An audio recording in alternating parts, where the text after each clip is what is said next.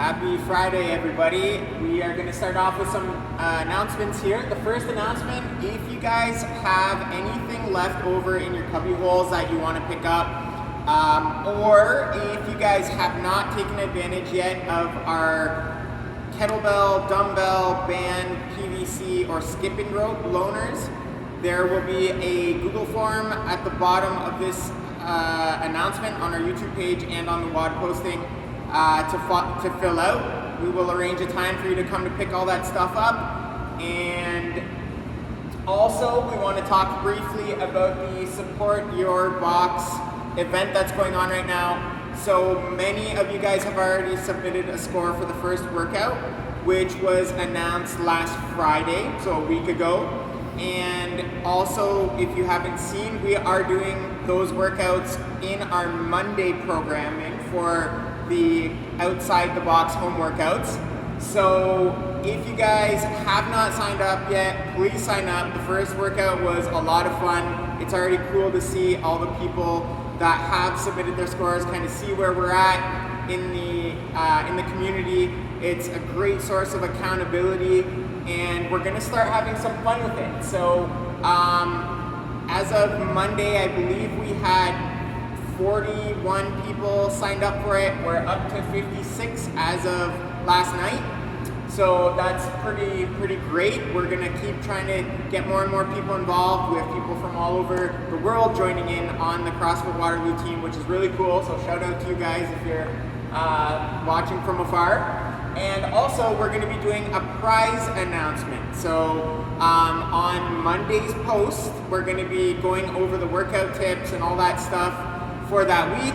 And we're going to be announcing a little bit of a competition within the competition to earn yourself a prize potentially. So keep your ears and eyes peeled for that. And I'm going to pass it over to Eddie for the workout. Hey, workout today, we're going for 3 rounds. 1 minute stations working towards that rest. So a workout like this, kind of like a fight gone bad, where you have a couple movements you're cycling through, guys. You want to work for about 45 seconds. It doesn't mean unbroken for 45 seconds. It just means if you do put your object down, take a break, it's literally 3 seconds, 5 seconds max, then you're back on it, because you want to work within that 45-second window, working through the 4 movements, earning that rest at the very end. First movement, thruster. So again, 45 seconds of thrusters. We'll show you the progressions later, guys. Second movement, we're going to that core, so sit-ups, jackknives, or V-sits. Then we're bringing it back down to that kettlebell, where we're trying to get that heart rate elevated again, guys. Then going to those shoot-throughs, where we challenge that core again for that body positioning. So once you've gone through all that, you get that minute rest, guys. Each round, your intensity stays the same. That doesn't mean your reps stay the same. So say first round, you score 100. Next round, guys, try to keep it within 5 to 10% from your first score or first round. Same thing on round number 3. So stay within that 5% range, where mentally each round, approach it like it's your first round, go all out. Physically, you may not be able to complete the same amount of reps, but you're mentally preparing yourself to try to do that as much as you can. On the shoot-throughs, work through the full minute. So I mentioned earlier, 45 seconds for these movements. Full minute here, because you're resting at the very end, okay? So 3 rounds, let's see what scores you guys get. For the 3 rounds, guys, I'm gonna pass it over to Chris here for the afterburner. Okay, we got another core burner here for the afterburner today. You're doing 3 sets of 1 minute and 20 seconds worth of planking. So it's a lot of planking. We're just doing variations of the plank within that. So for 20 seconds, you're gonna elevate your right leg. The next 20 seconds, you're gonna do the left leg elevated. The next 20, you're gonna be going for a wide stance with your feet. And then the final 20 seconds, you're just going for a standard plank. Rest in between your sets as necessary. It says a minute. If you want to go a little bit more than that, that's fine. The goal is to stay in that plank for that full minute 20. Of course, if you ever need a break at some point in between, that is totally fine too. We'll see you in a second for our warm-up. Hey, welcome back, guys. Let's get ready to warm up. You're gonna start off with 2 minutes, get the heart rate going, whether you go for a run, jump on a machine if you have a bike rower at home, guys, or even jumping jacks. If you're doing jumping jacks, make sure it's not super fast, you're warming up, guys, okay? So steady pace. Once you've done the 2 minutes, then your warm-up progresses to the movement. So you're gonna start off with in the bootstraps, at the bottom of your bootstrap. So here you stretch out the hamstrings, now you're at the bottom. You're going to then twist your body. When you twist, try to twist through your belly button. That's what leads. Twisting both sides, so 3, back down, lift the hips back up, stretch the hamstrings, back down. You're gonna, again, twist over one side, twist over the other side, doing 3 total of those bootstraps. From there, if you have a set of parallettes at home, awesome. If you don't, you grab 2 chairs, 2 benches, whatever you have. With the benches, chairs, you want to start warming up with the pass-throughs or shoot-throughs where you emphasize how tight your core is, how tight your body is, guys.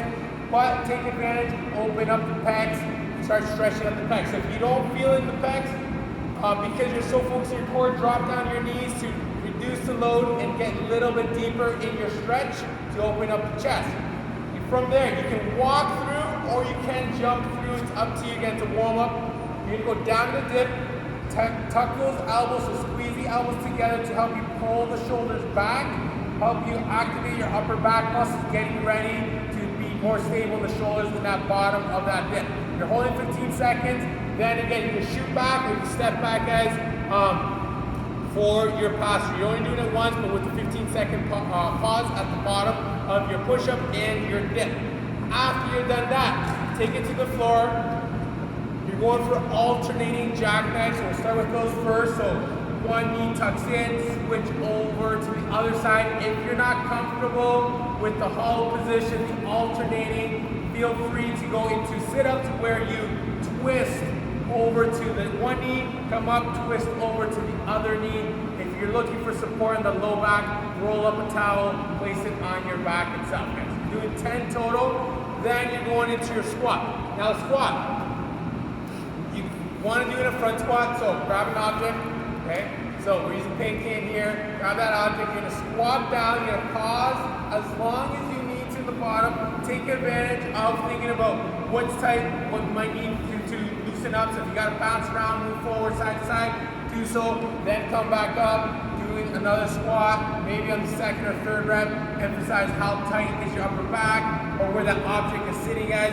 You got 10 squats, take them nice and slow, so you're activating your muscles and you're loosening up in that squat, okay?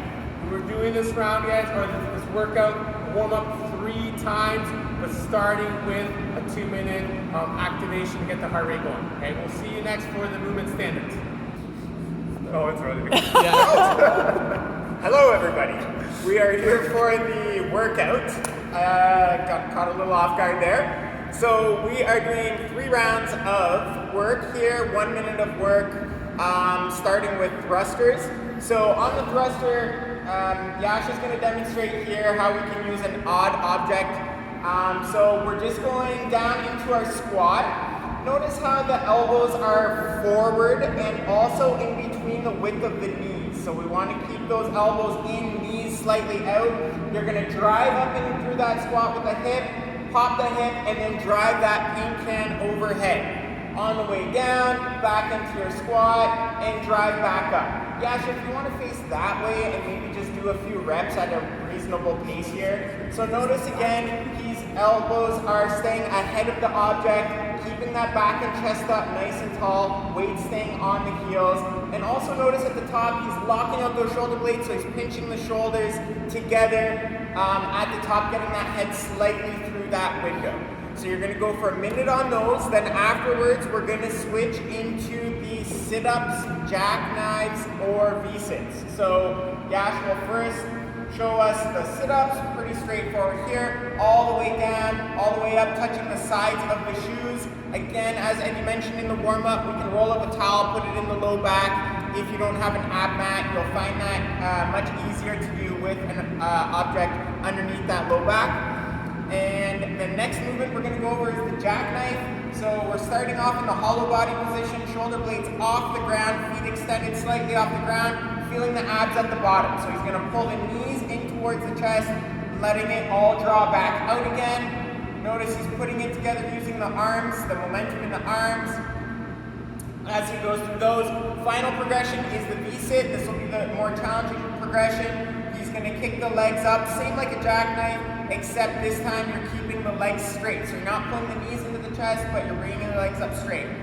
One thing you might notice for that movement, guys, is you might, if you're new to either jackknives or V-sits, you might kind of lose your balance, kind of rock back and forth. That's okay. Play with it. Get the timing down. It'll all feel much easier with practice.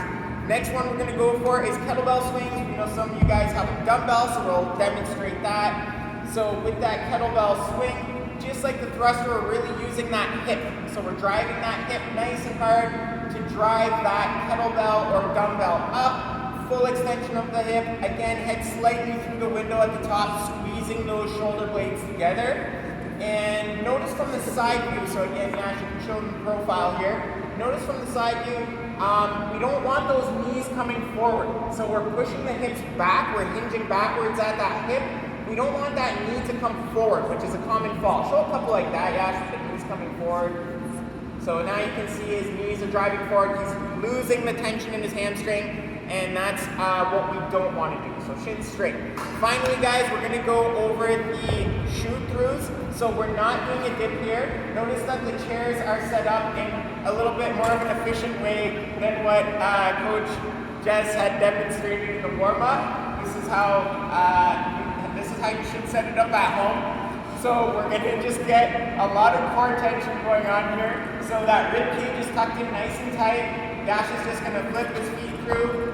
Full extension in the legs here, guys. So you might be tempted to keep those knees bent at the end range. I want you guys to, so you might be tempted to do this. I want to see full extension here through those legs. And then you're gonna use that core to tuck and drive those feet back. At the top here, guys, make sure we're not shrugging those shoulders. So you want to pull these shoulders down towards the hips as you're going through that pass-through. Yeah, show us 3 or 4 of those, kind of going at a steady pace, bracing that core all the way, resetting at the end range. Have fun with today's workout. We will see you for the afterburn. Okay, hopefully you guys had a good workout, guys, getting ready for this afterburner, and hopefully you kept that intensity again within 10% from your first round. Afterburn today, guys, 3 rounds, working off the plank position. So I'm going to get Coach Jess here in the plank position. So in the first 20 seconds, you want to lift your right leg up. As you lift that right leg, take advantage of activating your glute. So when you lift your leg up, don't bend your knee. Don't twist the hips. Try to keep the core engaged. For those of you that feel comfortable in the plank, use those glutes for those 20 seconds. From there, you're going to switch sides. You're going to bring your foot back down, lift the opposite side. Same thing, hold that for 20 seconds.